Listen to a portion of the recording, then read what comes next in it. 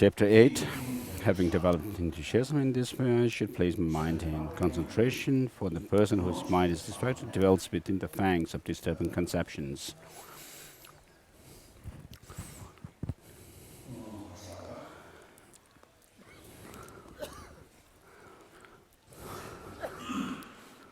Stay alive. So, single point in concentration. When we talk about it, paying attention, using our mind, or making developing concentration, single point concentration, there is also a mental state which actually moves the mind towards objects.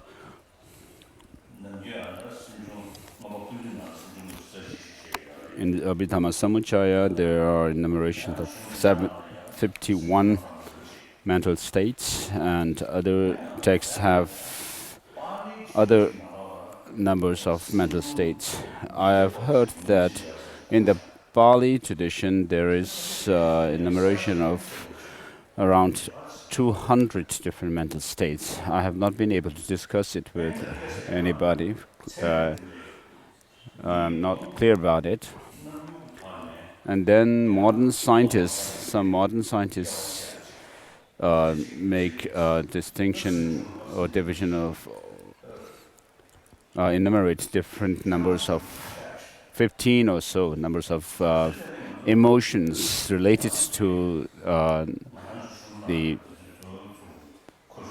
movement of facial muscles.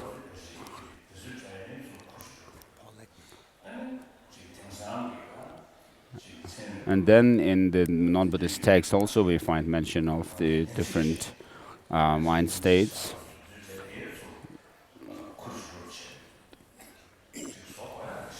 So it's important for, we should have a list of these mental states, gathering information from modern science as well as our traditional texts. And so the 51 mental states are categorized into 5 different sets.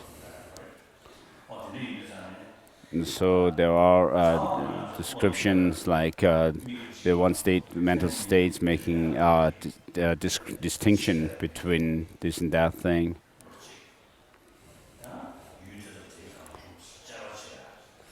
And then there is certain mental state called concentration, which stays on the mind single-pointedly, and then there is also intelligence, which analyzes things.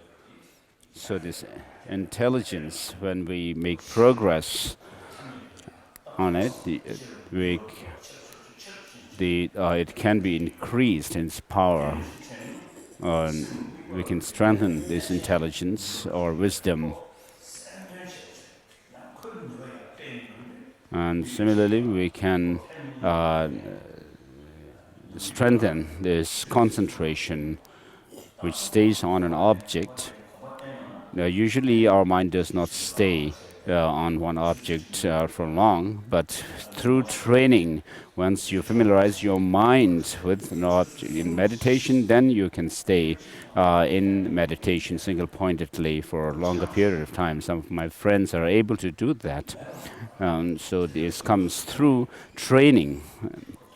So this is not something which does not exist at all, but even today we have people who have single-point concentration. And therefore it says you should place your mind in concentration. So when you have developed concentration on to a certain point, there comes a time when you are able to stay on the object single-pointedly as long as you want. And not only that, because of this stable concentration, then the negativities or defilements of the body and mind are decreased, and then you develop what are known as mentioned in the text, mental pliancy and physical pliancy. So these are also there in some people. They have experience of it, and so this appliances help in staying on the object, making the mind to stay on the object as long as you like. So the concentration itself is not something like sacred, but it can be. We can actually do research on it. So at this stage, our mind is so unstable that you we are not able to stay on the object single-pointedly. But as you develop the strength, as you strengthen your mind further and further through training, then you will be able to use it powerfully, like when you actually harness water and then use it to produce hydroelectricity power. This happens. So when the water is scattered everywhere, you cannot have that. Therefore, with this single-pointed mind, or shamatha, or calm, abiding, or concentration, having developed it, we cannot say that the person has become highly realized, or we cannot say talk about that person that's saying that this person will not be reborn in samsara again. But whatever you do, whether you place your mind single-pointedly or use discriminatory power to make judgments, so therefore, we can actually train our mind and to strengthen these. And therefore, in the Buddha's teachings can be categorized into the three baskets, which have their subject matter as morality, concentration, and wisdom. So the morality, which is taught in Vinaya Pitaka, helps to train our mind to develop mindfulness and introspection. And then the Sutra Pitaka teaches us to stay concentrated, single-pointedly concentrated on object. So this is what it helps to develop. And the purpose of these two, morality and concentration, is in order to realize or meditate on the reality of things, the suchness. So the reason why do we meditate on the suchness or reality?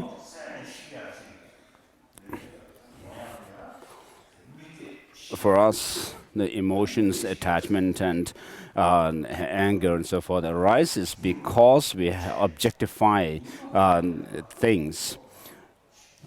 And therefore, in order to do away with the ignorance, we have to, this ignorance, objectifying things, we have to develop wisdom.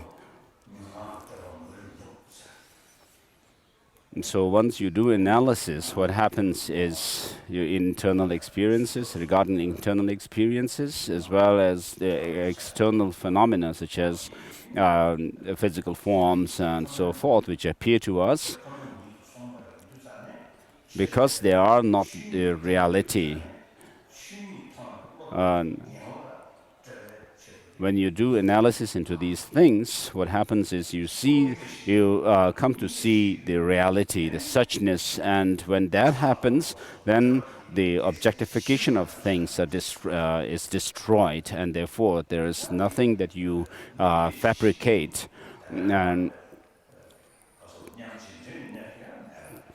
But even when you develop this concentration, staying on the reality of things, you are not able to stay there forever for now. Then you come out of that meditation absorption, and then things appear like an illusion. And it helps to, this helps to put a check to our attachment and anger, because these are negative emotions, have as their support, as their root, the ignorance, which looks at a true existence of things. And because there is no true existence, these also are reduced. Whereas compassion and other positive as mental factors, experiences can increase further and further, because they are not based on or contingent upon the true grasping a true existence. And therefore, the purpose of seeing or meditating on meditation on reality is to overcome the negative emotions, disturbing conceptions. So when you are overpowered with your conceptions, then you are like you're fully disturbed. You are as if between the fangs of disturbing conceptions. So even if you may be living in a solitude, physically, but if your mind is wandering all everywhere or is in turmoil, then you are not in solitude as such. So solitude has to do with making your mind withdraw or absent of these disturbing emotions as well. However, those through solitude of body and mind, no distractions will occur. Therefore, I should forsake the so the mind which is distracted towards sensual objects is should be forsaken and completely discard distorted conceptions. Worldly life is not forsaken because of attachment to people and due to craving for material gain and the like. Therefore, I should entirely forsake these things, for this is the way in which the wise behave. Having understood that disturbing conceptions are completely overcome by superior insight, endowed with calm abiding.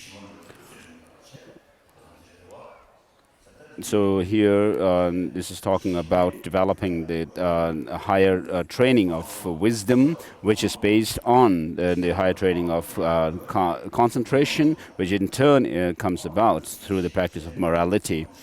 And so, first of all, I should search for calm abiding. This is achieved through the genuine joy of those unattached to worldly life. And then there are 5 sense objects which the sensory perceptions are distracted to, and they experience them. And so you should see the fault of these distractions and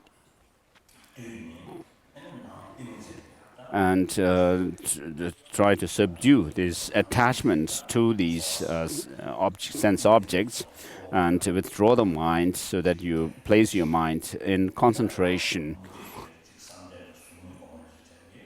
So even the non-Buddhist practitioners who develop calm abiding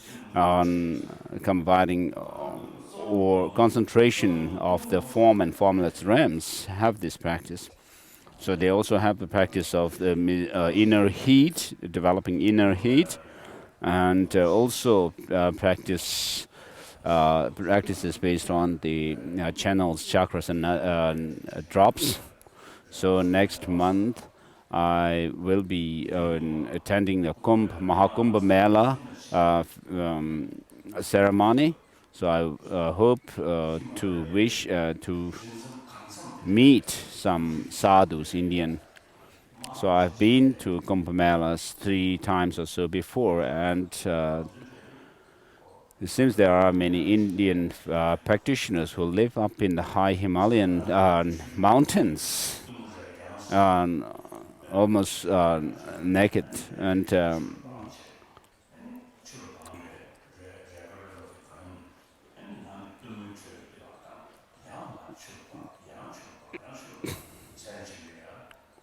So we also have the practice of the mystic generating inner heat, the mystic heat, which is called tumo. And then by using this heat, there are practices there where people, the practitioners, the meditators, actually dry up some wet cloth many times in a night.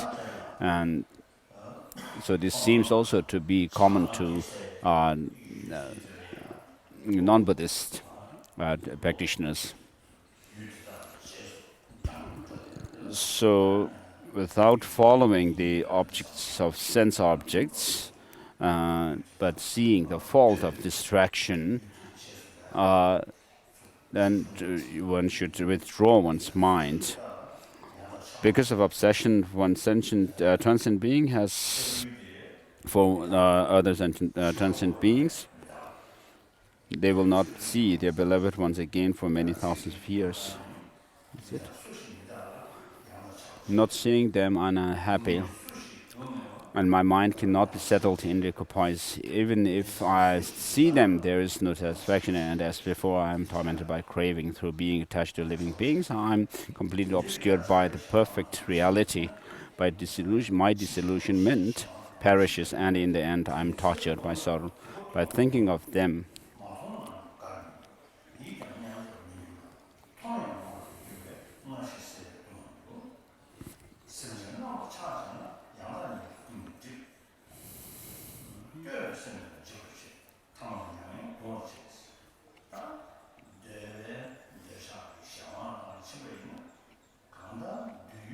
so if you are obsessed, if you're obsessed with the essential pleasures, then you will be finally ruined.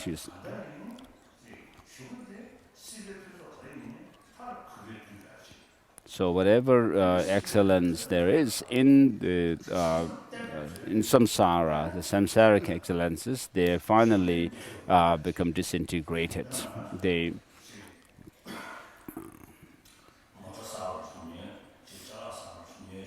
For example, if we buy a new car or some new item, in the beginning we will be praising that, and then we would be very fascinated by that object.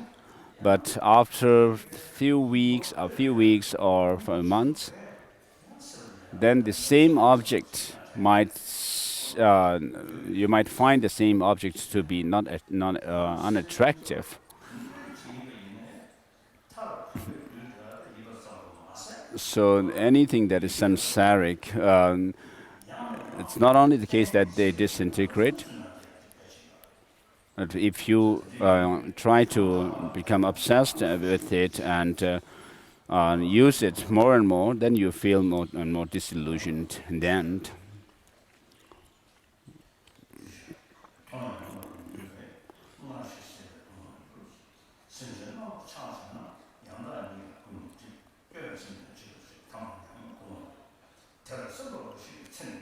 By thinking only of them, this life will pass without any meaning. Furthermore, impermanent transcendence will even destroy the Dharma.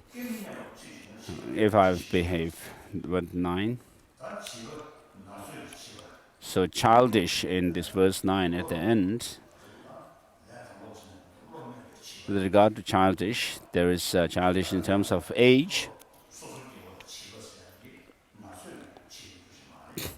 But here, the childish refers to being immature in terms of your intellect.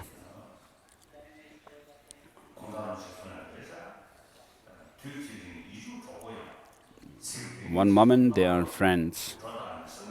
So this is similar to what Gongdan Rinpoche has said. Today's friend will turn into your sworn enemy just because of a single word that the person uses to provoke you. And then the person becomes your enemy. And then you will complain that, oh yeah, I'm deceived by I'm totally deceived by my friend.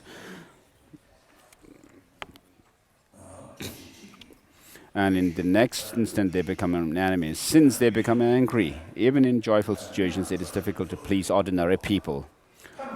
They are angry when something of benefit is said, and they also turn me away from what is beneficial. If I do not listen to what they say, they become angry and hence proceed to lower realms.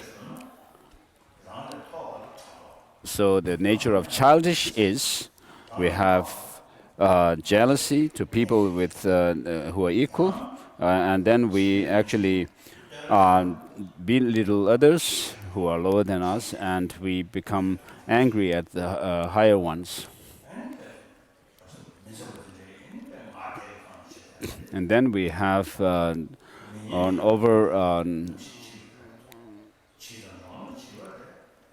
estimation of ourselves when we are praised sometimes. So they are envious of superiors, competitive with equals, arrogant towards inferiors, conceited when praised, and if anything unpleasant is said, they become angry. Never is any benefit derived from the childish. Through association with the childish, there will certainly ensue unwholesomeness, such as praising myself, belittling others, and discussing the joys of cyclic existence, devoting myself to others in this way will bring about nothing but misfortune, because they will not benefit me and I shall not benefit them. Next verse, I should flee far away from childish people. And 17, I have much material wealth as well as honor and many people like me. Nurturing self-importance in this way, I shall be made terrified after death. So, you thoroughly confused mind, by the piling up of whatever object you are attached to, misery thousandfolds will ensue. Hence, the wise should be not attached, and because fear is born from attachment. With a firm mind, understand them well.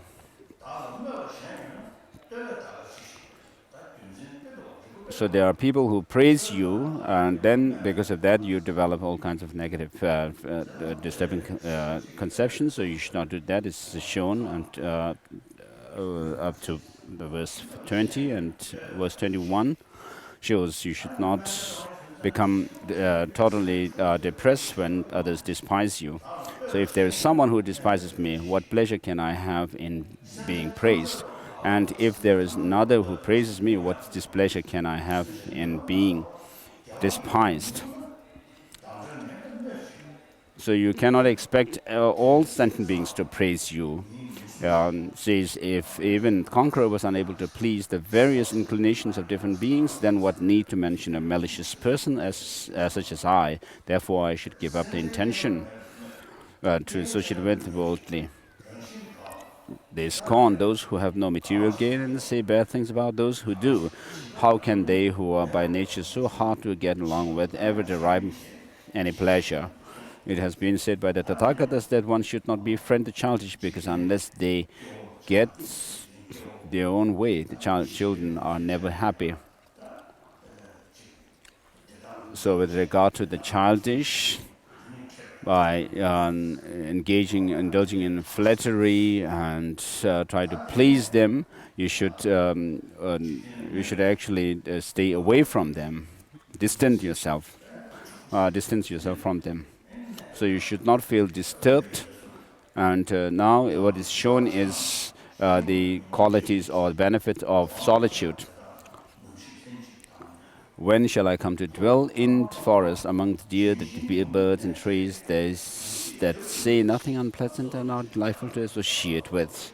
So from this on, it shows the benefit of the solitude. As we have in some when monks are given some lecture by a disciplined master, you should be like an incense stick, whether you are standing called upright or flat on the ground.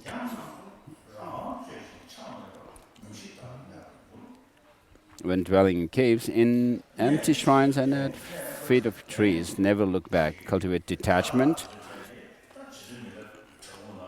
So while staying in solitude in a place, a remote place like Milarepa, and one night, a thief came to his cave, and he was searching for something to take away. Milarepa saw this, and he was laughed. And what I cannot find in the daytime, what will you find there, here, in this cave? And the Ngulchu Gyaltse Tokmen Sangpo, the Bodhisattva Tokmen Sangpo, there's also a story related to him. So the place where he was meditating actually was there was a conquest from another region, and many of the rich people were running away from that place, and those who had nothing to lose, they didn't run away.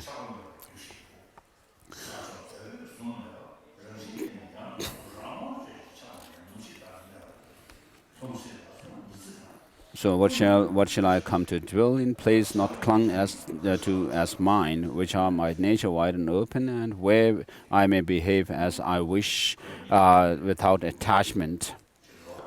And so as monks, the robes are made of clothes which you find in garbage, the materials put together. When shall I come to live without fear, having just a begging bowl and a few odd things, wearing clothes not wanted by anyone, and not even having to hide this body? So having departed the cemeteries, when shall I come to understand that this body of mine and skeleton of others are equal in being subject to decay? So when you see cemeteries or skeletons scattered in there, infernal places, you should remind yourself of this death. Then, because of its odor, not even the foxes will come close to this body of mine, for this is what will become of it. And so Kadamba masters have this practice of saying they are like outcast from the human society. They have obtained or the status of beggars, and then within that state they practice the Dharma.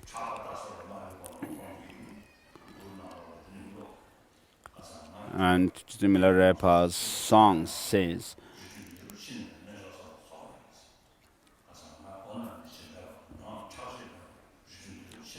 he makes these prayers that he may not be known, his death may not be known by anyone, so that he could die without anyone to cry after his death and so forth. And he says, at the end of all these prayers, he says, may these praises, the prayers, all fulfill. May I be able to fulfill through these prayers the thought of serving others. Although this body arose as one thing, the bones, flesh with which it was created will break up and separate. How much more so will friends and others? At birth I was born alone. At death too I shall die alone. As the pain cannot be shared by others, what use are obstacles making friends? So usually I say that I don't like formalities at meetings, conferences and so forth. All of us are same in being humans. It's better to have this attitude of being same human beings, and not thinking that I'm a lama there, such and so forth. So we are all born same way, whether kings and leaders, whether you are kings and leaders or beggars, we all die the same way. And also, I sometimes joke with the astrologers. So you cannot actually calculate someone's horoscope, check someone's horoscope and say that, oh, this person should die would die on a good date, and so forth.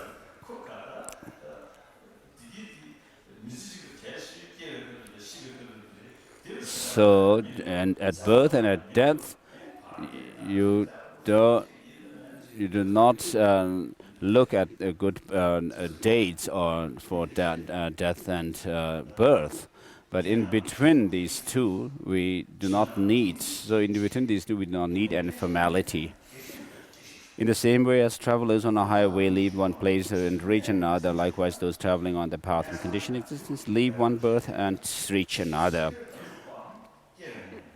So it's like actually moving into from one guest house to another, until the time comes of for this body to be supported by the four pallbearers, while the worldly stand around stricken with grief. Until then, I shall retire to forest. So you have to leave everything behind and go at death.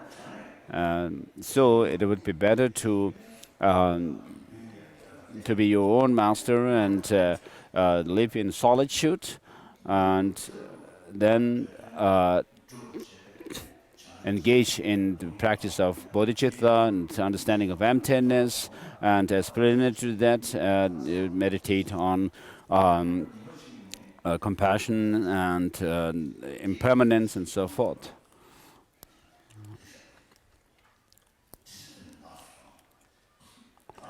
Until then, I'll retire to the forest, befriending no one and begrudging no one. My body will dwell alone in solitude. If I'm already counted as a dead man, when I die, there will be no mourners. There will be no mourners.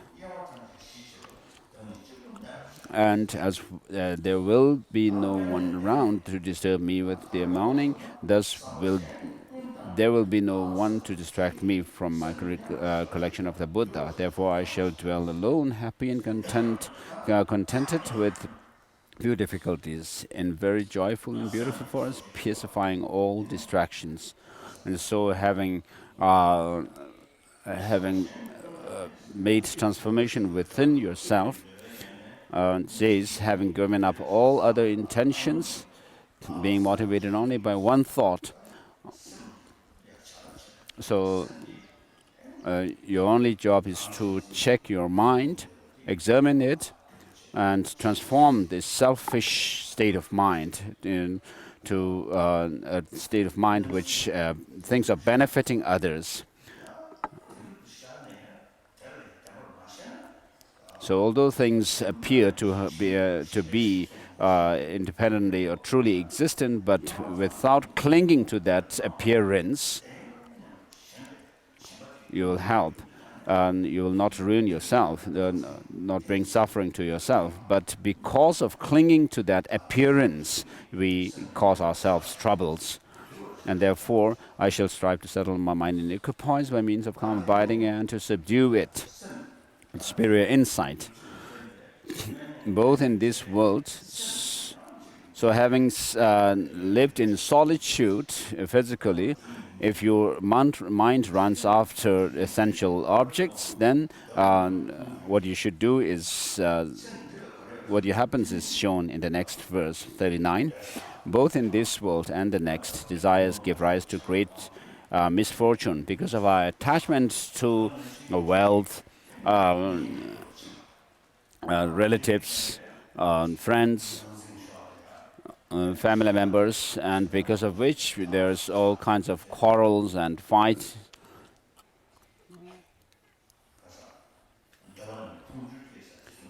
Desires give rise to great misfortune.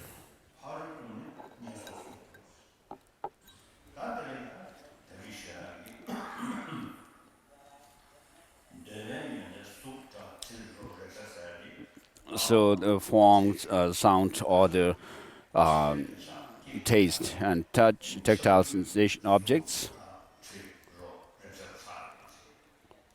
and also sexual attachment happens between men and women, So when this happens, what this shows is that in this life, killing, bondage, and flaying, and in the next existence of hells, for the sake of women, many requests are first of all made through go-betweens. All forms of transgression and even authority are not avoided for their sake. So with so much hardship, giving gifts and also indulging in flattery,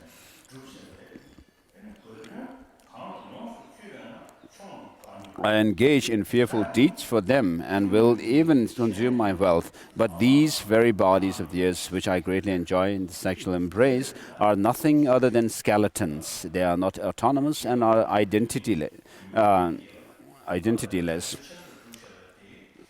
So between men and women, what you try to pursue through great hardships or a great effort, and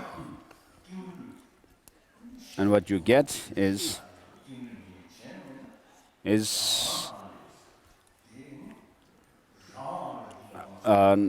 the body that you gain finally is just made of skeletons, and they are not autonomous,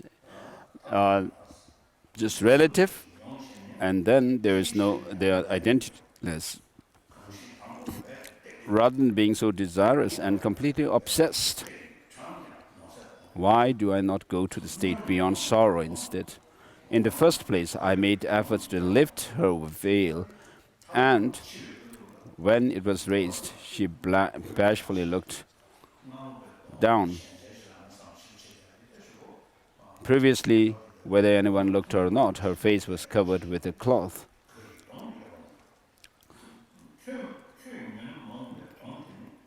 Yet now, why do I run away upon directly beholding this face? This disturbs the mind as that disturbs the mind as it is being revealed to me by the vultures. So what you are attached to in the beginning is become something which is you feel detested at death. So previously, I completely protected her body when others cast their eyes upon it. So a husband would try to protect her lady. Why, miser, do you not protect it now while it is being devoured by these birds?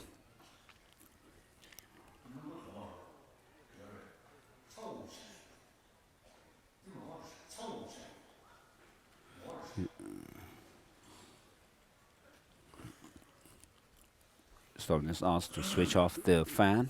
He feels some heat coming from the.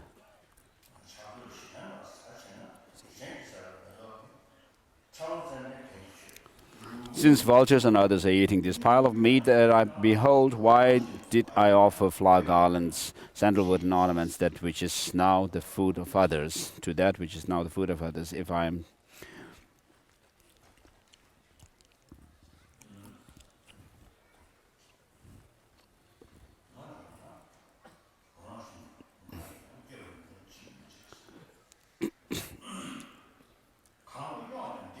If I am frightened by the skeletons I see, even though they do not move, why am I not frightened by walking corpses which are moved around by few impulses?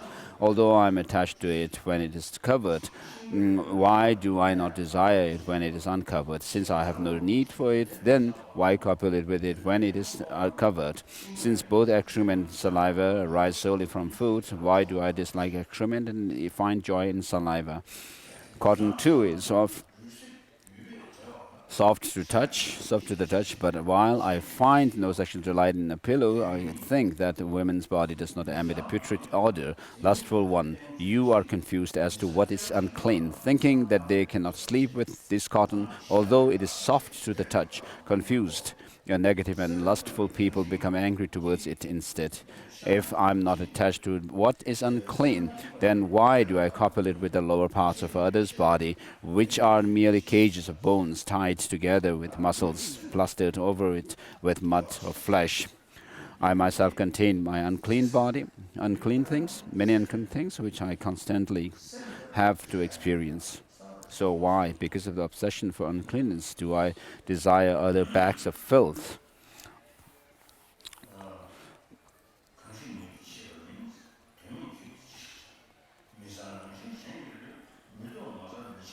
but it is a flesh.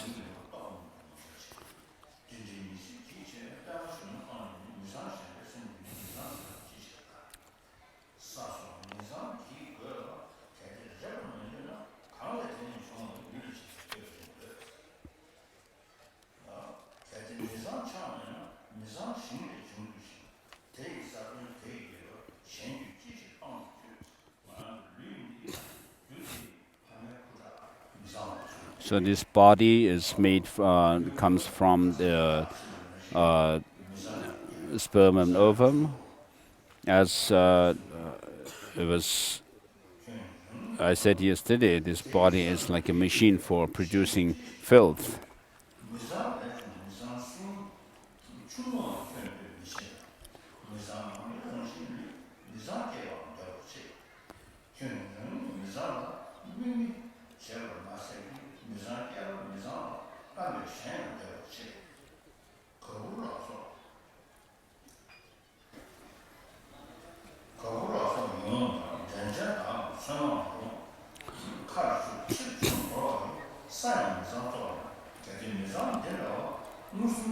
Verse 63, page 99.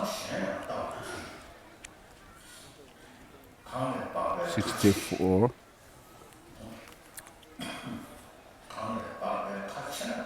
Having realized that when their skin is rent open, they give rise to a great deal of fear, how will such things as these ever again give rise to joy?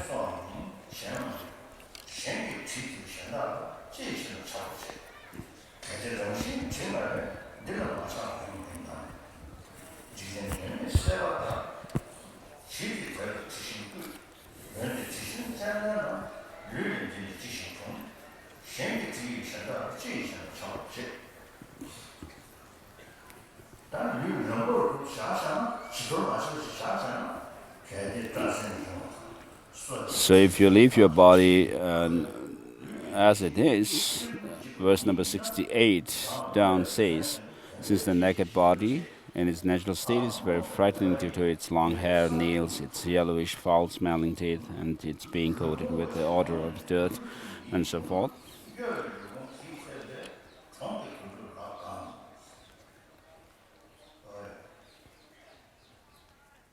70.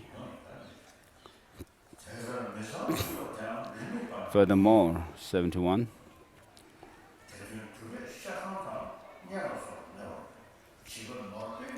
72.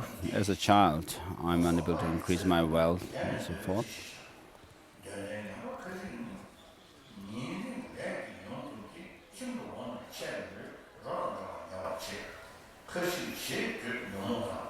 73. Grace for tea.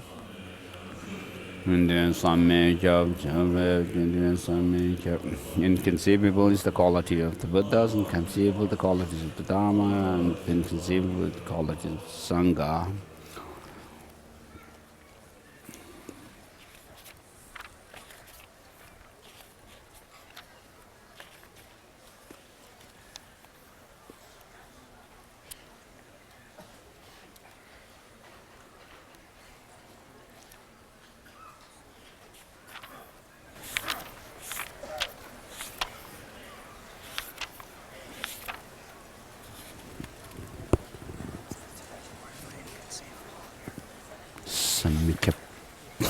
Samikap.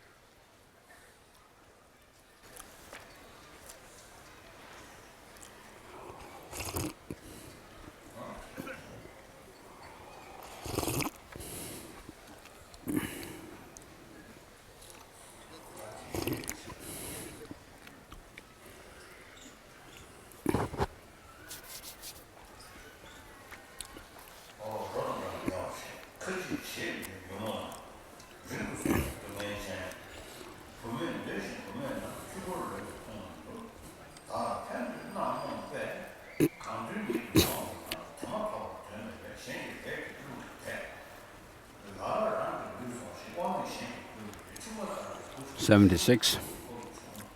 Some sell their own bodies and without any power are employed by others. Even when their wives give birth, their children fall at the feet of trees and in lonely places. Some fools were deceived by desire and wishing for a livelihood, thinking I shall earn my living as a soldier. Then, although afraid of losing their lives, they go to war. Others become slaves for the sake of profit.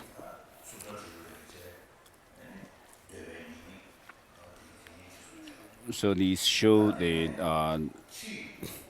faults of the body,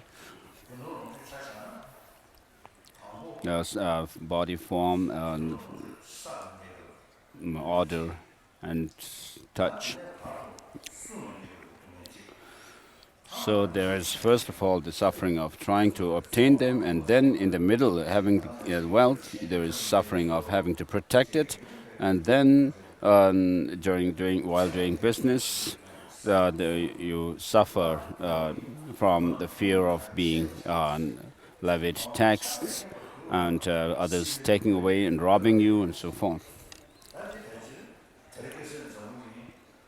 So due to today's materialistic world, people are run after wealth and money due to the torment involved in collecting it, protecting it, and finally losing it. I should realize wealth to be fraught with infinite problems. Those who are distracted by their attachment to it have no opportunity to gain freedom from the misery of conditioned existence, in the same way as animals drawing carriages are only able to eat a few mouthfuls of grass. Likewise, desirous people have many disadvantages, such as these, and little profit. And since even animals can obtain this, those who are pained by their actions waste their leisure and time, and so difficult to find for the sake of something trivial that is not so scarce.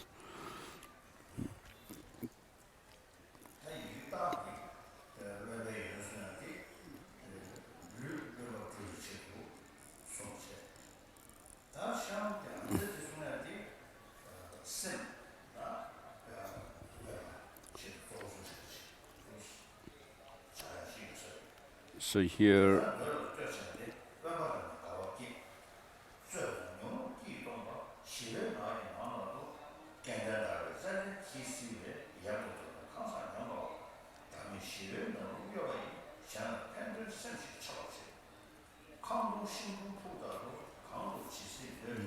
earlier the text dealt with physical solitude, and here, sorry, I couldn't find the verse, but it deals with the mental solitude, or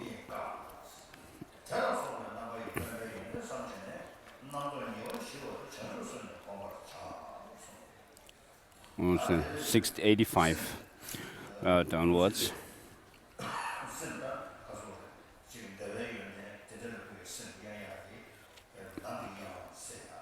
So, dispelling the distraction, which is the attachment towards sensual objects and so forth, and also mentally, and also being in solitude physically. What you should do is you should cultivate virtue, and here particularly it refers to cultivating shamatha, calm abiding. And I should completely pacify distorted conception, meditate on the awakening mind, it says, and verse 89. So with regard to this, there are two traditions. One is the sevenfold cause and effect instruction, following that tradition, and the other is exchanging and equalizing and exchanging self and others. So Master Nagarjuna's Bodhicitta Vivarana, commentary on the awakening mind, and Ratnavali, Jewel Garland,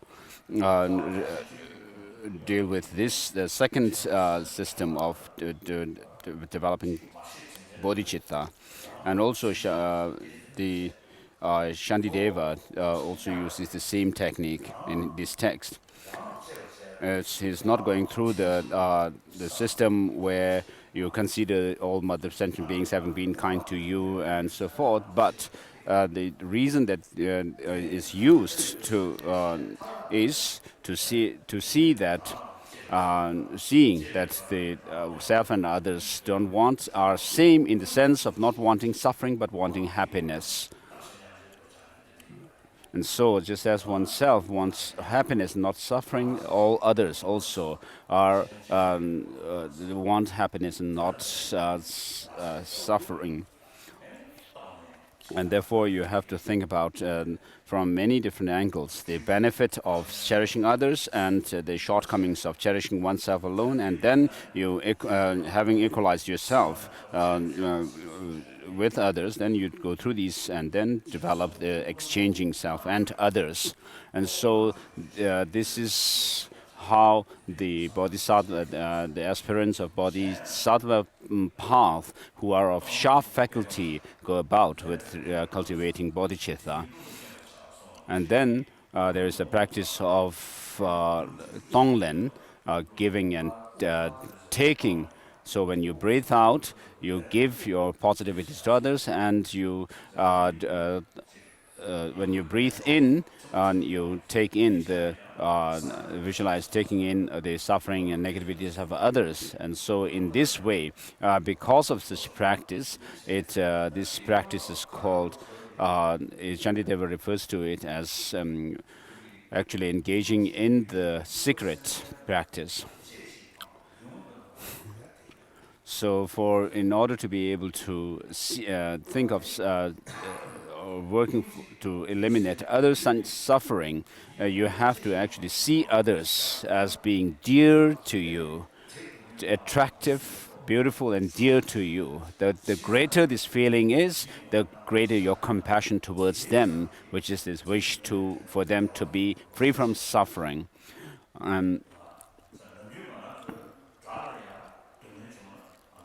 Usually, we feel actually happy when our enemies suffer, whereas when our relatives suffer, we are unhappy. But on the one hand, the love-hate attitude is involved here. And secondly, as I said a while ago, because we have no economist attitude towards all, this happens. We are happy when our enemies suffer. Because we do not have this sense of feeling the enemies attractive and beautiful and dear to us, we become happy at their suffering. Of course, the system of developing bodhicitta, generating bodhicitta, through the other system, the system called sevenfold cause and effect instruction, it is very good. But usually we have the combination. We combine these two. First of all, you develop equanimity. So you develop the sense of not being impartial to all sentient beings. And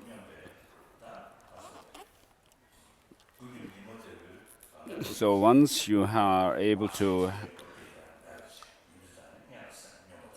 so when you are full of attachment and anger towards your near and dear ones and versus your enemies, you cannot have equanimity.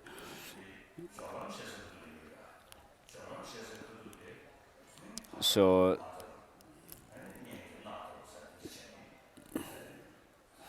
in the study of Prajnaparamita, the Perfection of Wisdom's teachings, there is somewhere in the Abhisamaya Alamkara by Maitreya, there is mention of looking at all sentient beings as being like one's father, mother, and one's relatives, and so forth. When teaching on the path of preparation. So first you develop equanimity or economist attitude towards all. And then you look at the sentient beings having been your mother and think of all sentient beings having been kind to you. And then you think of repaying their kindness. And then you develop this sense of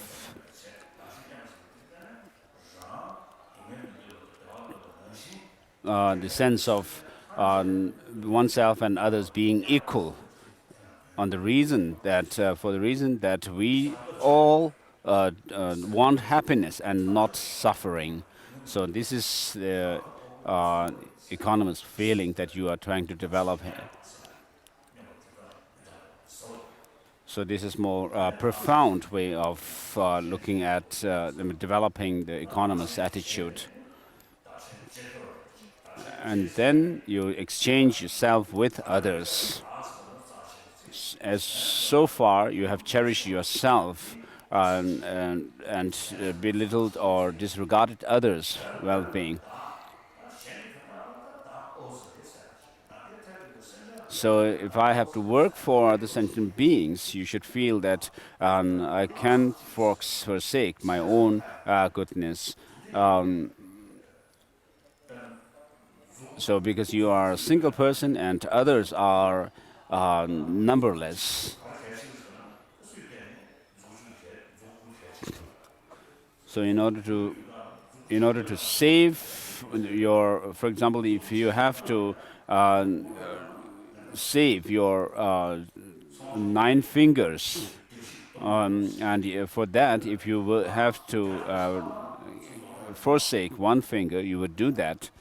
And similarly, in business, you spend some money in order to get some profit. So you see there's greater benefit. For example, if you spend 100 rupees, you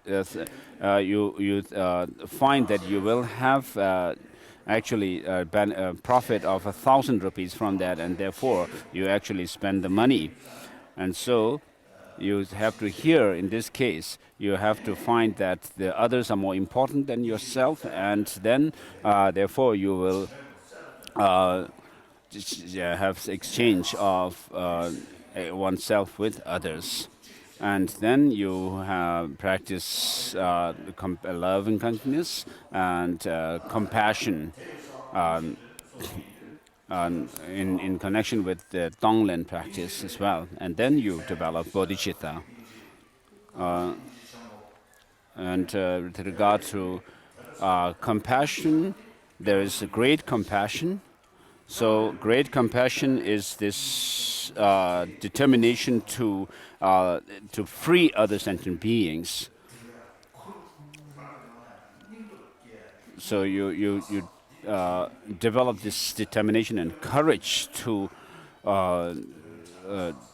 save other sentient beings, and therefore without this you cannot have what is known as a special resolve, which is the sense of taking responsibility upon your shoulder to liberate other sentient beings.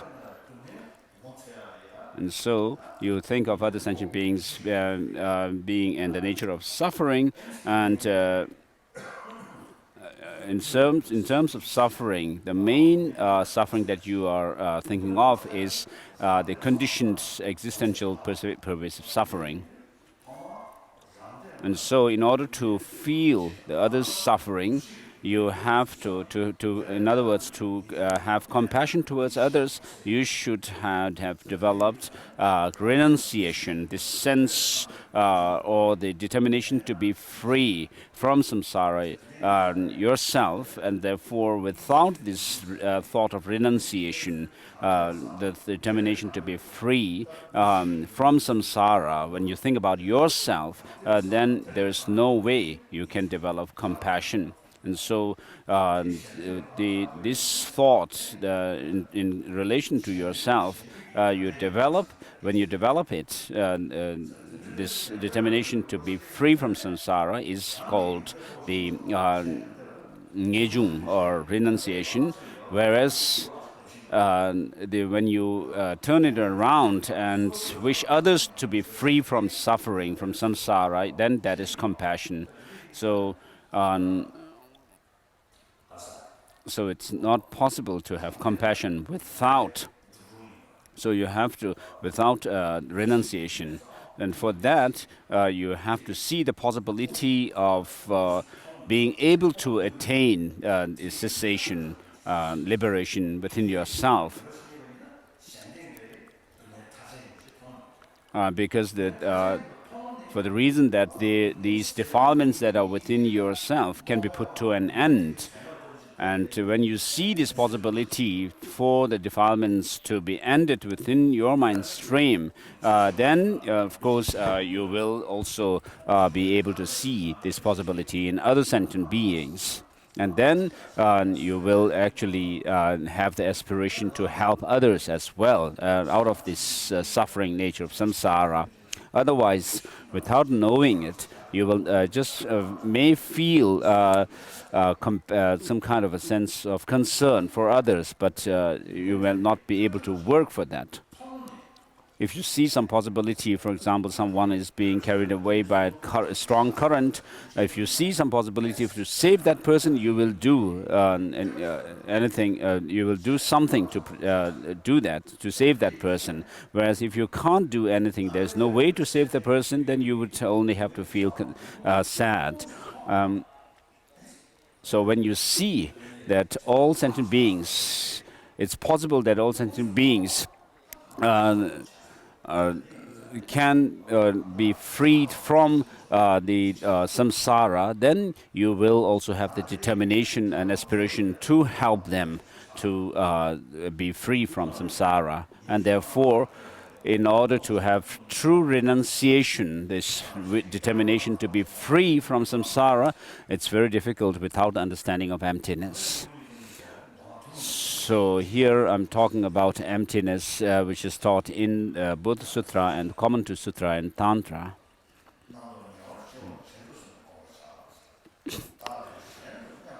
So I should completely pacify distorted conceptions and meditate on an awakening mind.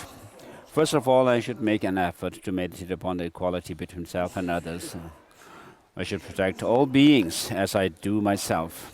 So even insects, small insects, as full of dullness, ignorance, and do not know what is right from wrong.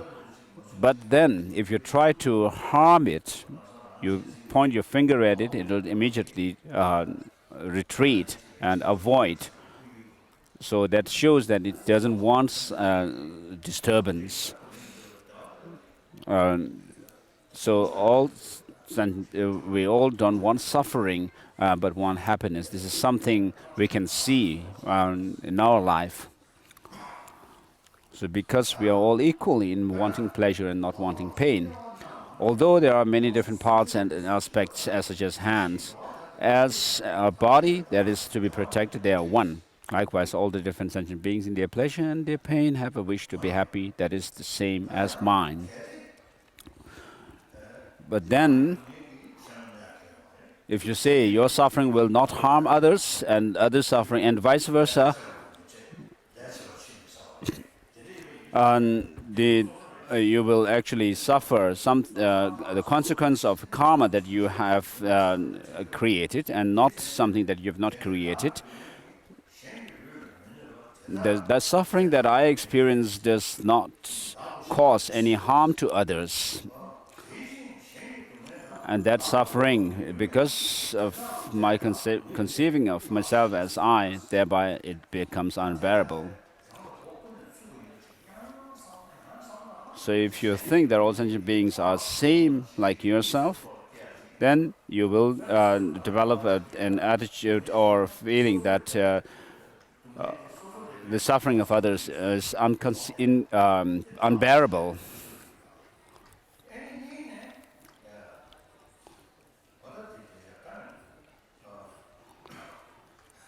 Likewise, the misery of others does not befall me.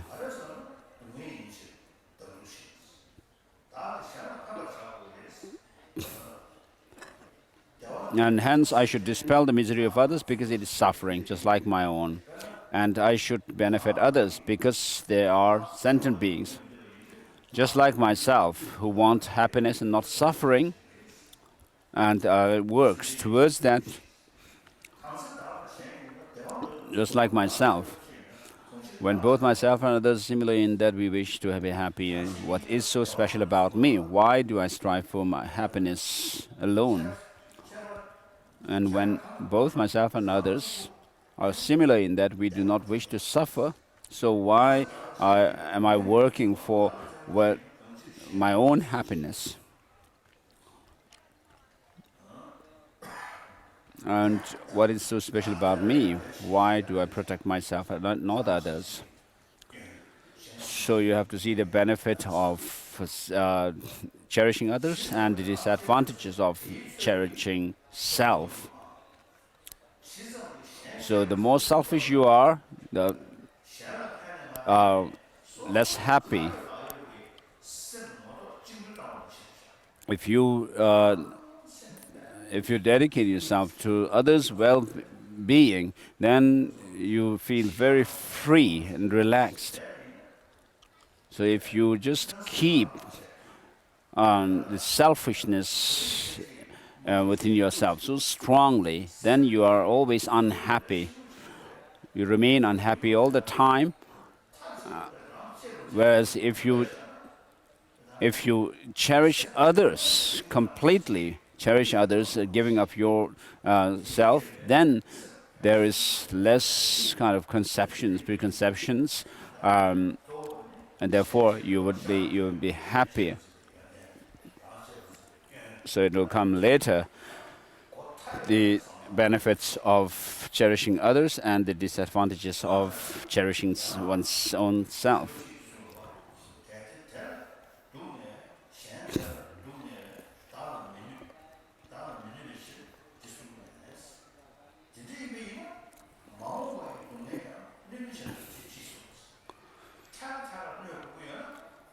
So, but why should I protect them if their suffering does not cause me any harm? The answer is then why protect myself against future suffering if it causes me no harm now? So we actually work hard in order to be happy in the later part of our lives. If you just think of overcoming some problems that are immediate and not think about the future long-term benefit, then it makes not much sense. So you have to think about long-term benefit and think of overcoming the sufferings of others. It is a mistaken conception to think that I shall experience the suffering of my next life, for it is another person who dies and another that will be reborn.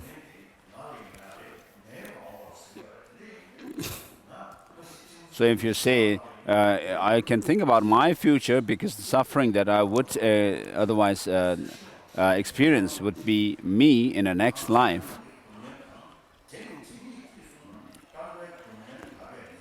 And surely when there is suffering, the sufferer must protect themselves from it. Yet the suffering of the foot is not that of the hand. Why then does one protect the other? Although it may not be justified, it is done because of grasping at a self. Yet surely what is not justified by myself or others should at all costs be rejected.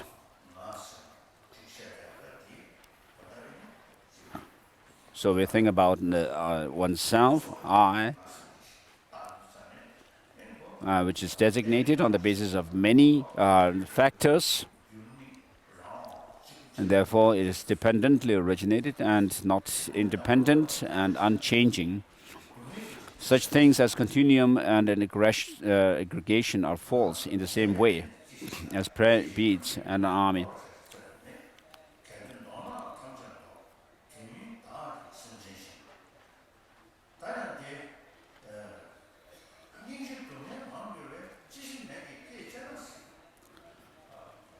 Verse 104, since this compassion will bring me much misery, why should I exert myself to develop it?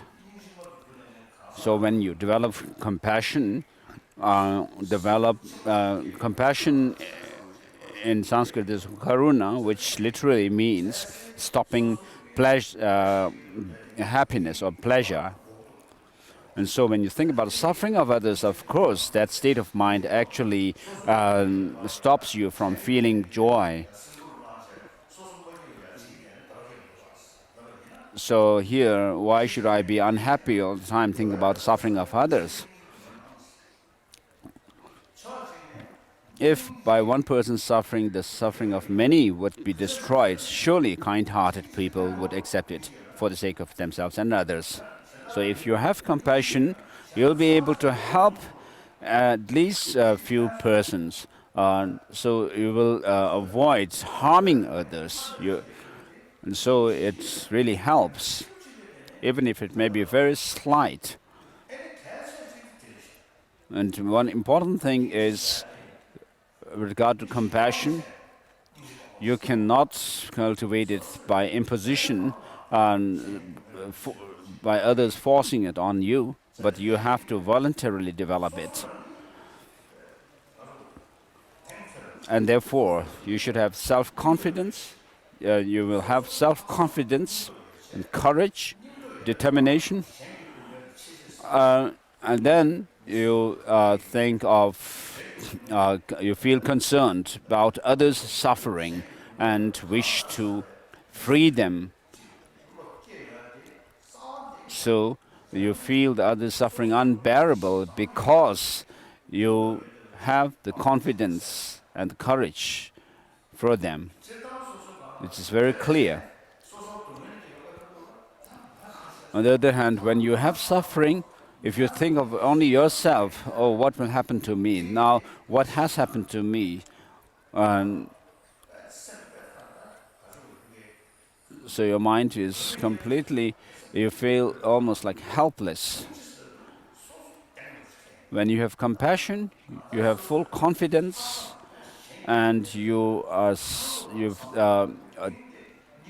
sincerely determined to help others out of suffering voluntarily. And so disturbed mind, state of mind, through one's suffering, selfishness and compassion are different, in the sense that the confidence that you have is completely different.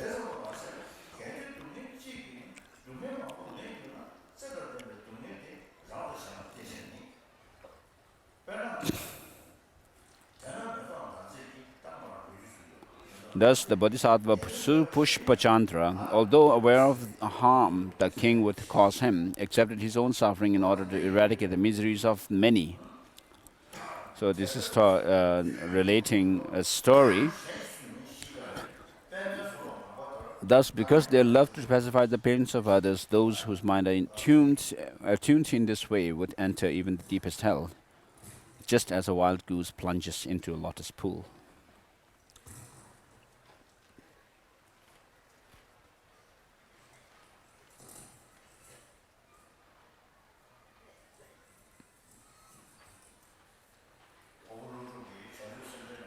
Nagarjuna says in Bodhisattva Vivarana, makes these praises. Will not the ocean of joy that shall exist when all beings are free be sufficient for me? What am I doing, wishing for my liberation alone?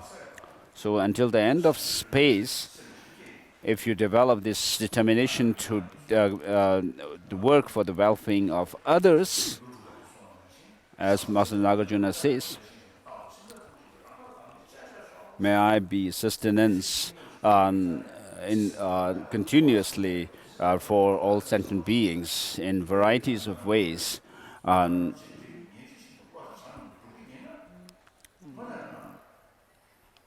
Like the elements. So if you determine yourself to work for the welfare of others, then your each day would be meaningful, and you'll feel that you have made your life meaningful. So of course, if you become liberated, and of course it is very good. But if you think about the Bodhisattva practices, and if you could emulate even just in a similitude kind of a way, then an experience, it would be very satisfying. Therefore, although working for the benefit of others, I should not be conceited or consider myself wonderful, and because of the joy there is in solely doing this, I should have no hope for any ripening effect. Therefore, just as I protect myself from unpleasant things, however small, in the same way I should act towards others with a compassionate, caring mind. Although the basis is quite impersonal, through constant familiarity, I have come to regard the drops of sperm and blood of others as I.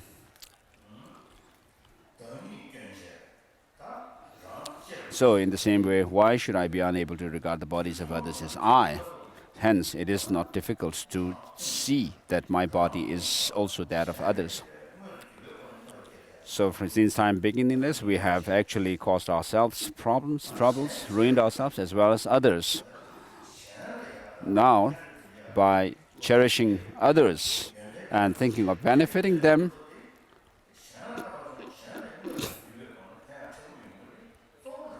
this will help to help others indirectly. Having seen the mistakes of cherishing myself and the ocean of good in cherishing others, I shall completely reject all selfishness and accustom myself to accepting others. In the same way as the hands and so forth are regarded as limbs of the body, likewise why are embodied creatures not regarded as limbs of life?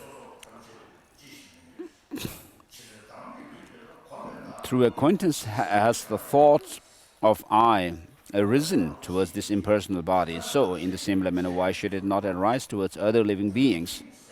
When I work in this way for the sake of others, I should not let conceit or the feeling that I am wonderful arise. It is just like feeding myself. I hope for nothing in return.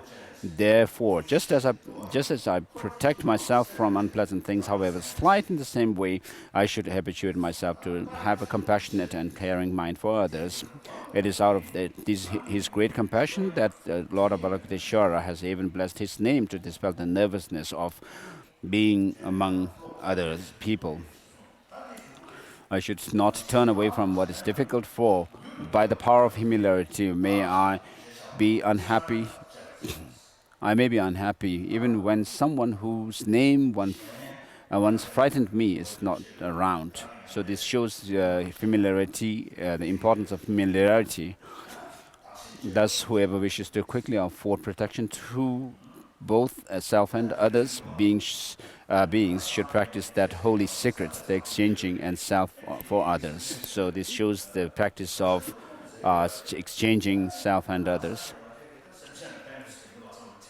So sometimes you might think that, what difference does it make if I become whether I become a Buddha or not to sentient beings? But if you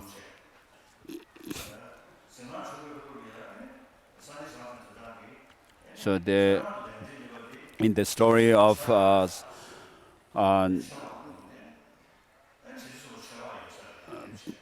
the Bodhisattva.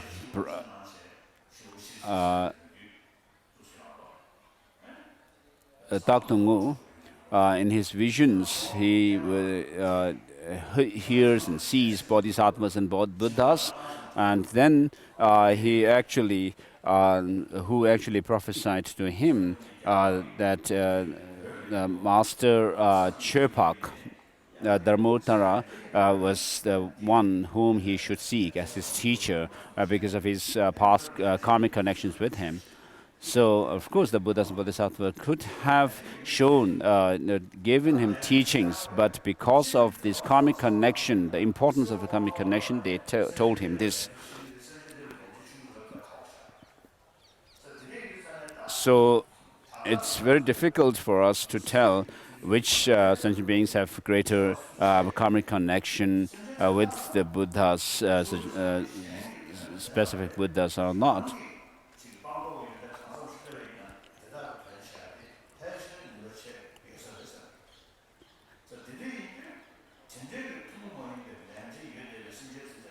So if you have some karmic connection with certain sentient beings, then when you cultivate the path and you share with them, or when you have reached a high level in your spiritual progression, you will be able to help them more than other Buddhas and Bodhisattvas because of this special karmic connection, and therefore you will bring transformation within them in a greater way than others, Buddhas and Bodhisattvas, in this way because of this karmic connection.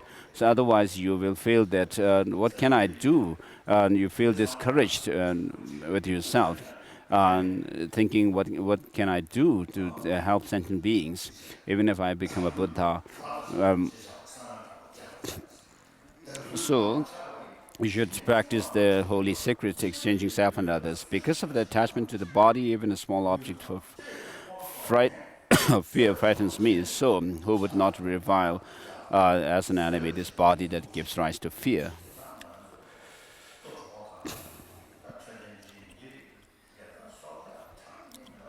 So by wishing for means to remedy the hunger, thirst, the sickness of the body, I might kill birds, fish, and deer, and loiter by the sides of roads to rob others. So for our own benefit, we kill animals. So many animals are killed in the name of making money and for livelihood. Even one's parents are killed sometimes for these reasons. If for the sake of profit and comfort I will kill even my father and mother and steal the property of the Triple Gem, then I would undoubtedly proceed to burn in the flames of the deepest hell.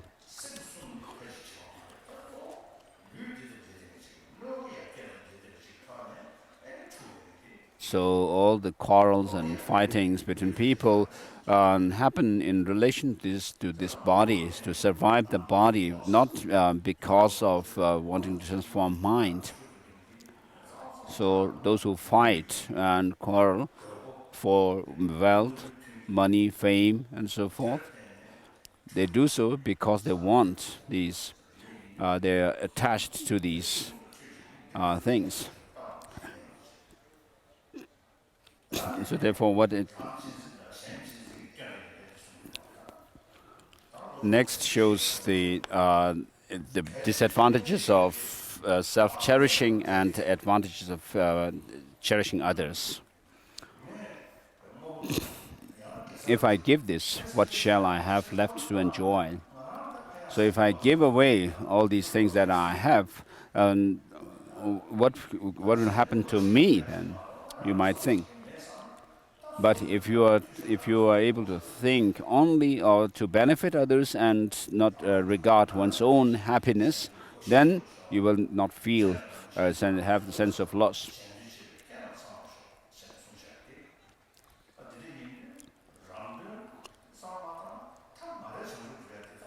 So as it says in the Lama Chöpa, may I have all the conditions to benefit others.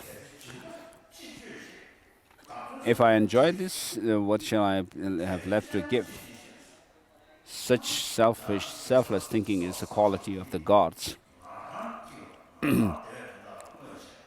So whatever you have gained, wealth, money, fame, and so forth, if you use it only for yourself, then what will you dedicate for others? So therefore, if I enjoy this, what shall I have left to give? Such selfless thinking is a quality of.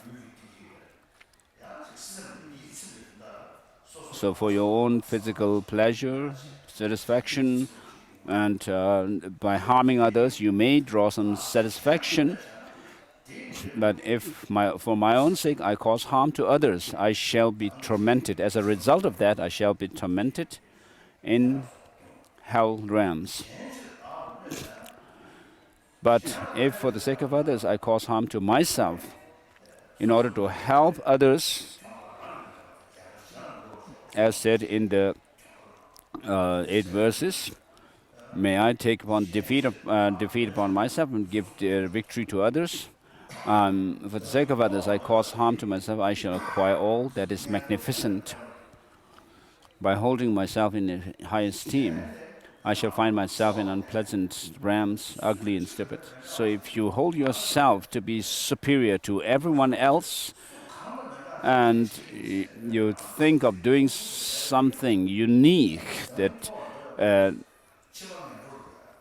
then what happens is you create conditions or karma for lower realms or to be born. Even when you are born as a human person, you will be foolish, a fool.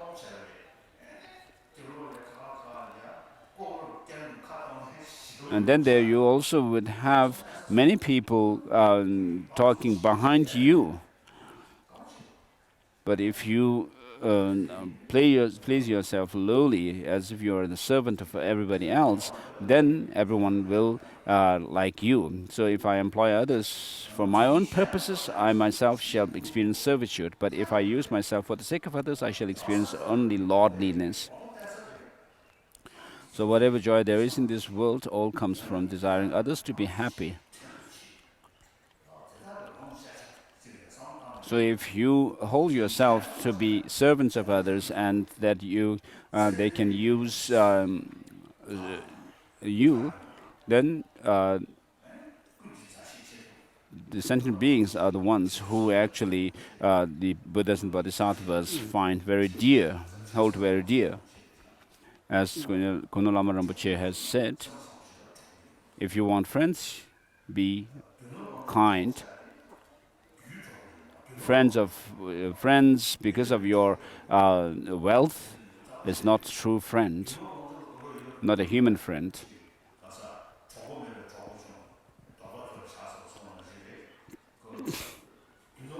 So if you have friends because of your wealth, then they come to you because of your wealth. But once you run out of your money and wealth, then you will lose them, these friends as well. If you are true human friends, then they should be there even when you are not wealthy and you are suffering. So the friends who are friends of money and power, because of your power and money, are not true friends.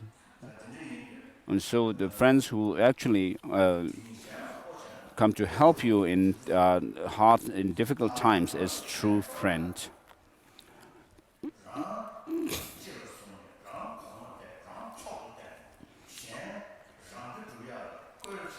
If I employ others for myself, for my own purpose, for my own sake, I myself shall experience servitude. So you will be the lowest of servants in this life as well. But if I use myself for the sake of others, if you respect others, you will be respected by others, your friends and relatives. I shall experience only lordliness, hearing only good words from others. Whatever joy there is in this world, so happiness and benefit all come from desiring others to be happy. And whatever suffering there is in the world, all comes from desiring myself to be happy. So all the misfortunes in the world, even up to the higher, the nirvana, the bliss of nirvana, come from desiring oneself to be happy. What need is there to say much more? The childish work for their own benefit. All the Buddhas have become sacred because of cultivating bodhicitta, by viewing the cherishing others to be advantages and cherishing self to be disadvantages. And then the bodhisattvas also, who are on the path to Buddhahood, and those who are on the grounds are also have become sacred because of this bodhicitta. So, in our case, because of self-centeredness, we are left where we are now. So the Buddhas work for the benefit of others. Just look at the difference between them. If I do not actually exchange myself and my happiness for the suffering of others, I shall not attain the state of Buddhahood, and even in cycling existence, shall I have no joy. So this world has evolved since. So if you look in the world, we have in history, we have stories about people who have done very good things for others, and they are praised by others. Whereas there have been people who are who were selfish and not thinking about this suffering of others, welfare of others.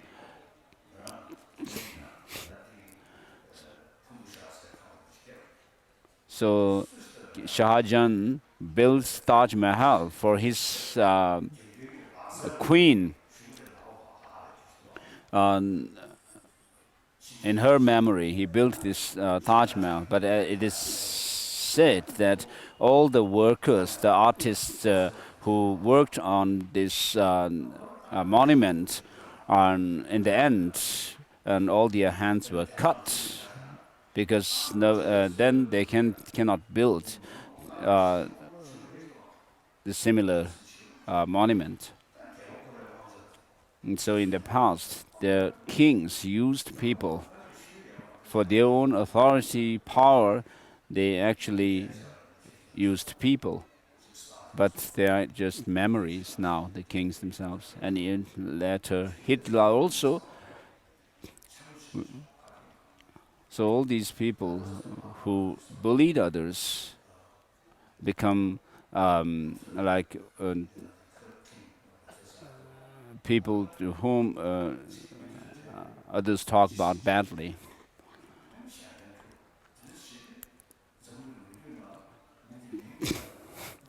Whereas there are others who serve humanity, and when others talk about others, Mahatma Gandhi, for example, and if you look at him, he is dressed very simply. Almost it looks like a beggar. Nobody says Gandhi has a huge, big, beautiful body and so forth. But because he was dedicated for the well-being of others, and especially as a means, he used non-violence. Therefore, he became famous.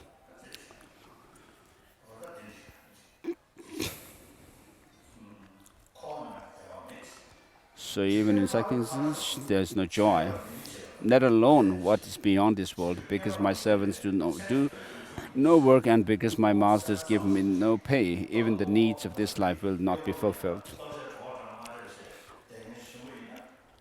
So a master who doesn't feed his servants well,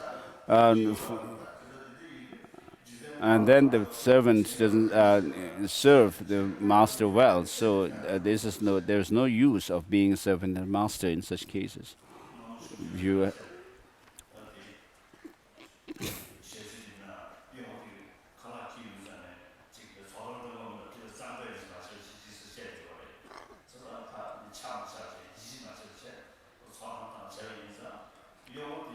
So one master in the past used to scold his servant when the servant brought his food and drinks, and always trying to find some fault. And then the servant actually, when he later brought the food and drink, he would actually spit into the food and give it to the master.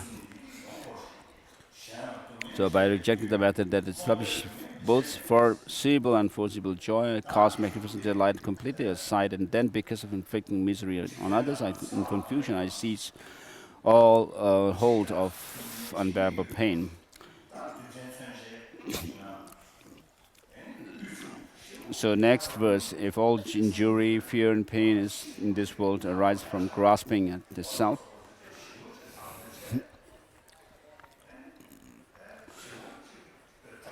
so the conflicts in the world, and then, for example, in today's world, we have rich people and rich living in very luxurious houses and so forth, but next to them are poor beggars. So this morning in BBC, they said that over 700 billion people in Africa are suffering starvation. Boom.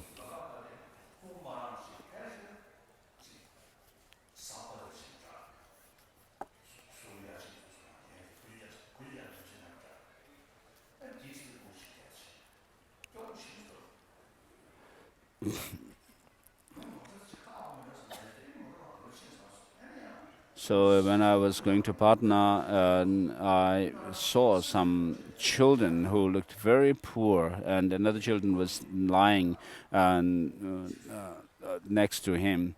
So I felt like I would wanted to do something about these children, but my car drove quite far, was far from that place by the time. Then I had to just imagine to help them.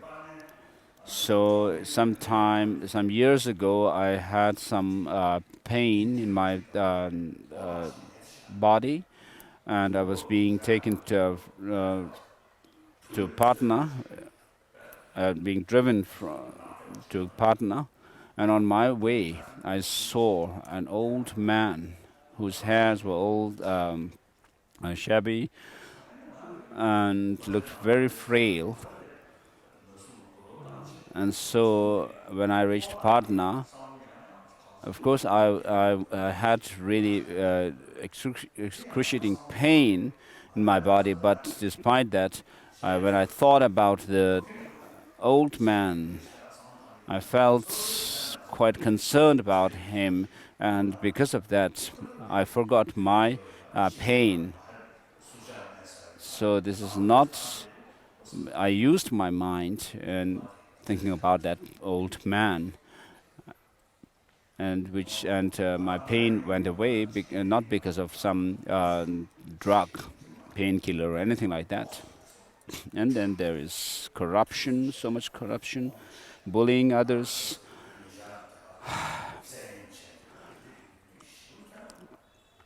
Exploiting others, and recently we had the rape case in Delhi.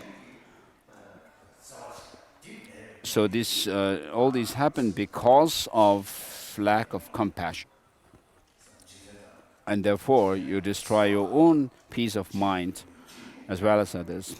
So if all the injury, fear, and pain in this world arise from grasping at self, so because of thinking of yourself alone and the self-centeredness, self-centered attitude, then what use is that? Great goes to me. If I do not completely forsake it, I shall be unable to put an end to suffering. Just as I cannot avoid being burnt if I do not cast aside the fire. Therefore, so these are very powerful meditations. Therefore, in order to allay the harms inflicted upon me, and in order to pacify the sufferings of others, I shall give myself up to others and cherish them as I do my very self. I am under the control of others. Of this mind, you must be certain.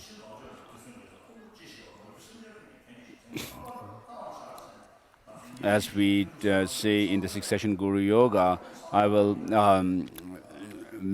offer up everything I have, my wealth, possessions, the virtues, and so forth, without a sense of loss, for the benefit of others. Now, except for benefiting every creature, you must not think of anything else. So these lines are very unique techniques found in this text for developing the sense of equalizing and exchanging self and others.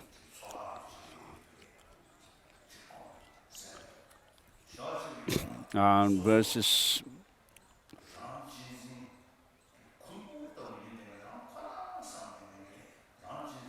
140 down.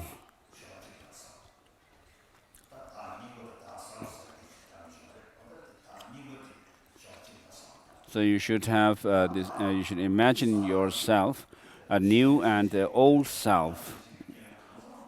So the new one is the one which sees uh, the benefit of cherishing others and the disadvantages of cherishing self. And the old self is the one which cherishes yourself alone.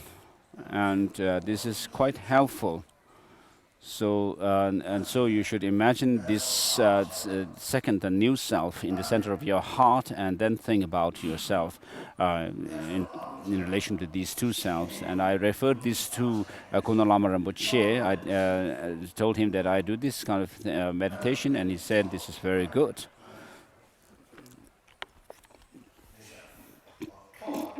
Considering lesser beings and so forth as myself, and considering myself as the other, in the following way, I should meditate upon envy, competitiveness, and self-importance.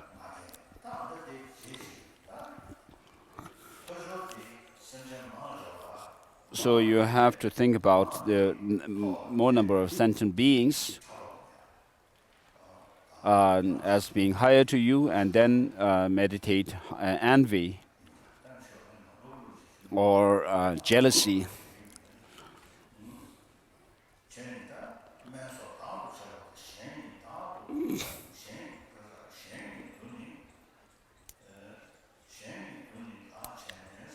Considering self, lesser beings, and so forth as myself, and considering myself as the other.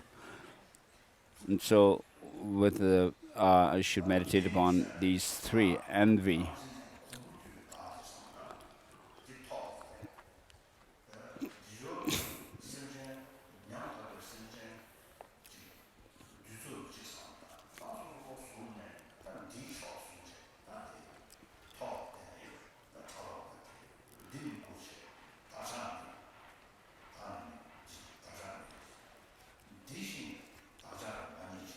and so with a mind free of distorted conception, he is honored, but I am not. I have not found wealth such as he. He is praised, but I am despised. He is happy, but I suffer. I have to do all the work while he remains comfortably at ease. So you are looking at, in your visualization, imagination, you are looking at all sentient beings who are suffering.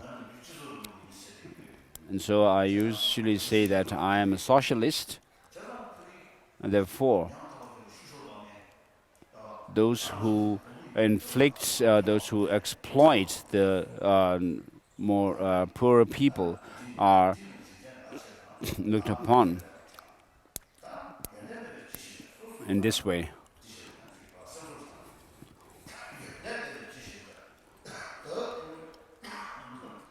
But what do you mean I have no good qualities? I have all good qualities. Compared to many, he is inferior. And compared to many, I am high.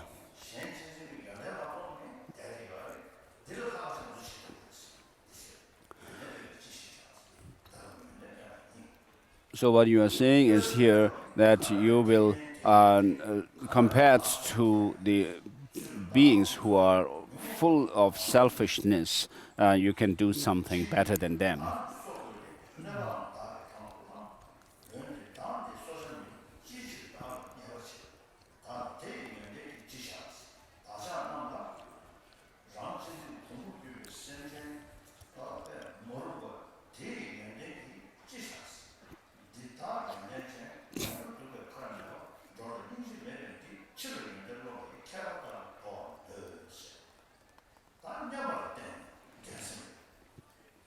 And next is the practice of competitiveness, generating competitiveness, feeling competitiveness, in order that I may excel. He who is regarded as equal with me, I shall definitely strive to attain material gain and honor for myself. So you're saying that you will do better than the others, even by such means as verbal dispute. By all means, I shall make clear to the entire world all the good qualities I have, but I shall not let anyone hear of any good qualities he may have. Also, I shall hide all my faults. I will not I will be venerated, but not he. I will find a great deal of material gain. I will be honored, but he shall not. For a long time I shall look with pleasure at his being made inferior. He will become the laughing stock of all, regarded among everyone as an object of scorn and derision. It is said that this deluded one is trying to compete with me. But how can he be equal with me in learning, intelligence, form, class, and or wealth? Thus, upon hearing of my good qualities that have been made well known to all, I shall thoroughly enjoy the satisfaction of the pleasant tinkling sensation that occurs. Even though he has some possessions, if he is working for me, I shall give him just enough to live on, and by force I'll take the rest. His happiness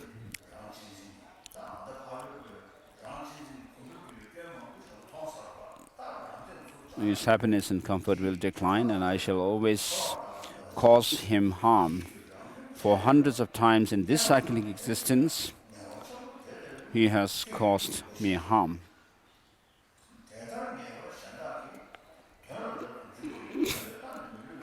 Because of this desiring to benefit yourself, O mind, all weariness you have gone through over countless past eons has only succeeded in achieving misery. Therefore, I shall definitely engage myself in working for the benefit of others. For since the words of the Mighty One are infallible, I shall behold its advantages in the future. If in the past I had practiced this act of exchanging self and others, a situation such as this, devoid of magnificent bliss of Buddha, could not possibly have come about.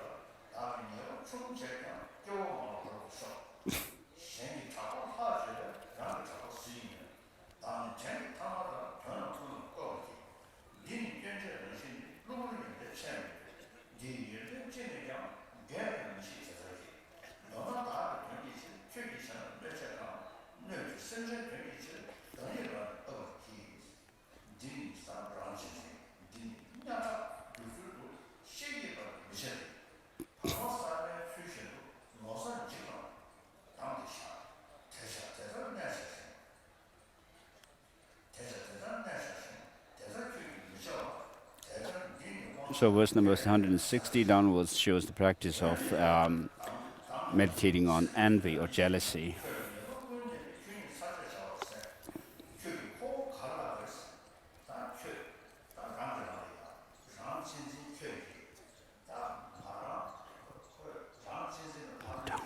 Again.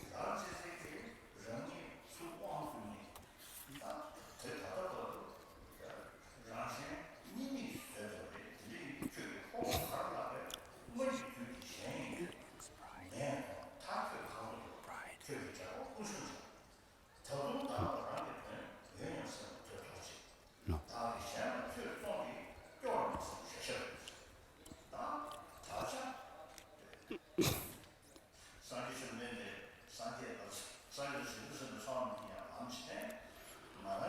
So now, since the Buddhas have shown us the path, and also I have been able to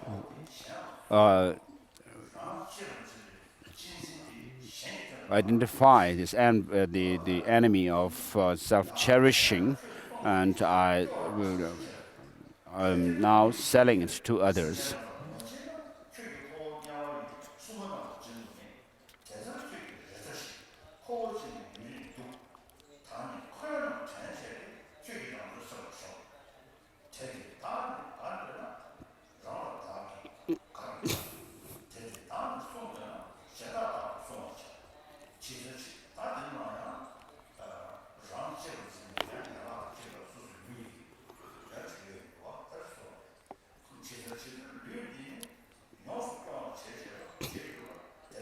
So, as a part of the practice of cherishing oneself, you also have to give your body, is what is referred.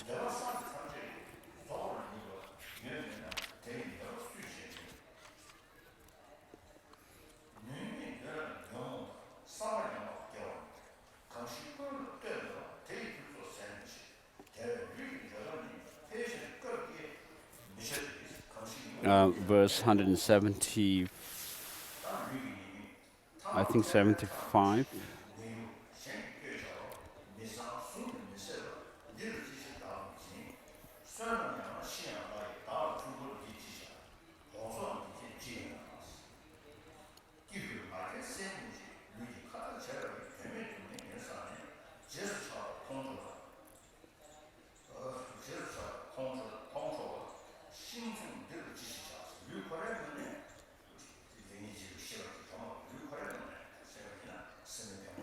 So the body itself has no way to make judgments between what is good and bad.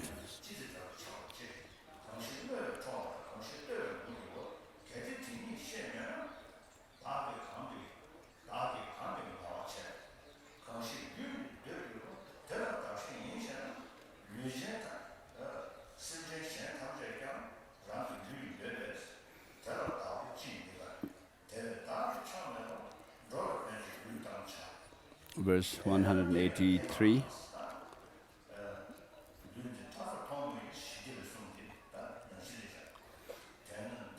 Verse 184 is very similar to 400 verses, verse in 400 verses.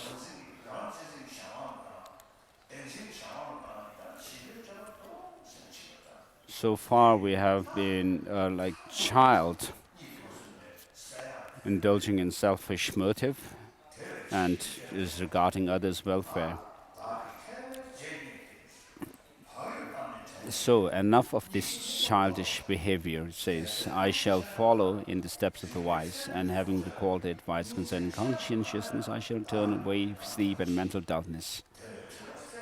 Just like the compassionate children of the conqueror, I shall patiently accept what I have to do, for if I do not make constant effort day and night, when will my misery ever come to an end? Therefore, in order to dispel the obscurations, I shall withdraw my mind from mistaken ways, and constantly place it in occupies upon the perfect object.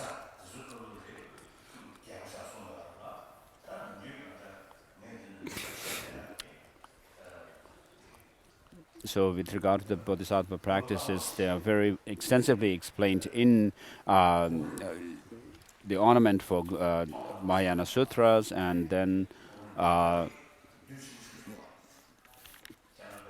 the Bodhisattva Shravaka Bhumi and Bodhisattva Bhumi. Kamala Shila's text also talks about, in great detail, the concentration, cultivation of shamatha. So you have to know the pitfalls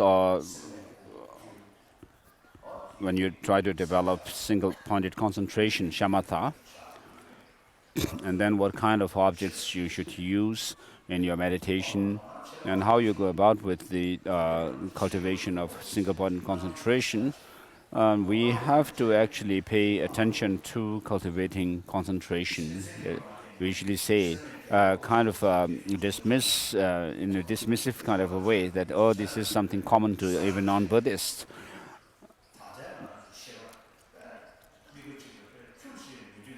So our mind, which is very weak and not able to focus on your practices powerfully, single-pointedly.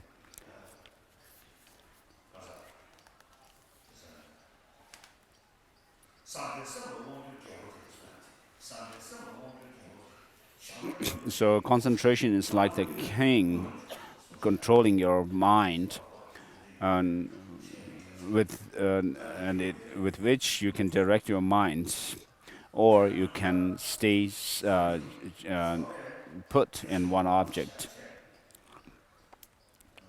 So for today, we'll stop here, and tomorrow morning we'll have the Chandrasik Avalokiteshvara initiation, and then the ninth chapter on wisdom, is very difficult chapter. I don't also understand, um, and I had no time to go over the text, but I will explain roughly, and wherever I am not able to explain much, I'll just read through. It would be like an old man taking his or her, old man taking his meal.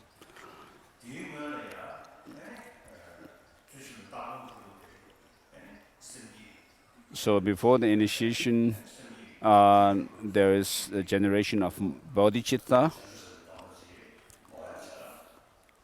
and then during the initiation itself, we'll do the bodhisattva vows. So the text for bodhisattva, as a preliminary, we will have the 7-limb practice from this text. So from chapter 2,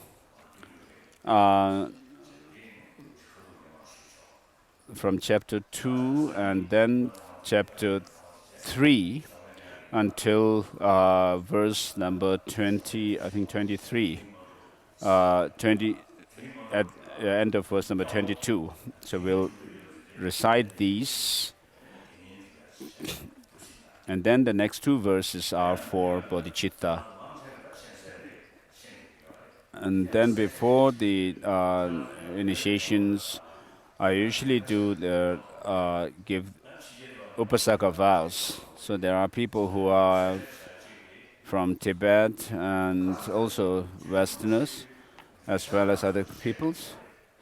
So the teaching that we had so far, you can consider it like a lecture, listening to a lecture. But tomorrow, when you take vows, lay person's vows, I'll give, and also taking bodhisattva vows and generating bodhicitta, and also taking the Avalokiteshvara vow. You have to consider me as your Lama, your Guru, and therefore it's important to have a pure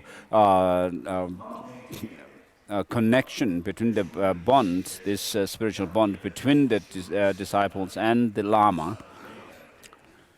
And therefore, those who are now, what I want to say is about Shugden, this controversial spirit, evil spirit, which started since the 5th Dalai Lama. In the beginning, of course, I also propitiated Shugden, but then in time I began to realize the faults and I gave up. And so, with regard to Shugden, the 5th Dalai Lama has recognized Shugden to be someone who is an evil spirit, a malevolent spirit, born from evil prayer, and who actually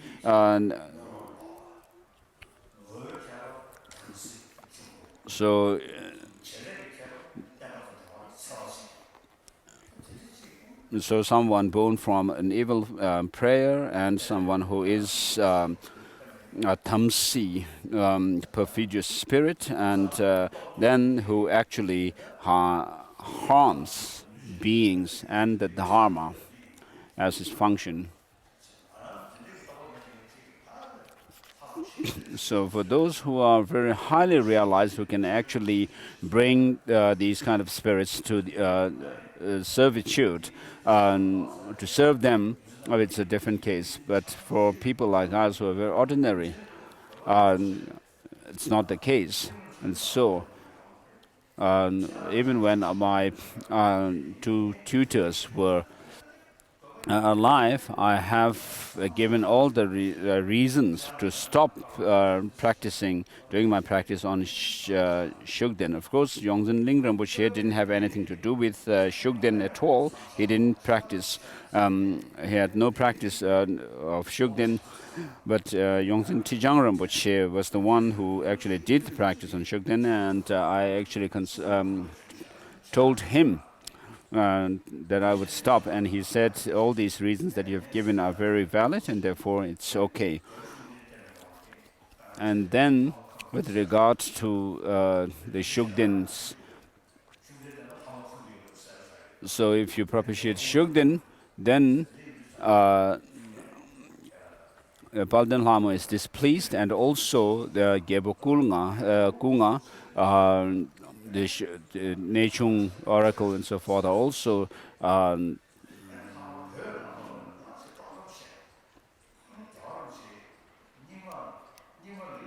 some people have spread rumors in Tibet saying that it's His Holiness the Dalai Lama is actually banning the practice of Shugden because of his because he's flattering the Nyingmas, and they are trying to deceive others. So this is not the case. So I have, if I don't explain myself how I initially propitiated Shugden and then I stopped it myself. And so if amongst you there are people who are still propitiating Shugden, this evil spirit, then you cannot consider me as your Lama, and there's no way you can have this Lama-disciple connection with me. And it will also be harmful to me as well if you do that. And while propitiating Shugden, if you take the initiation and vows from me.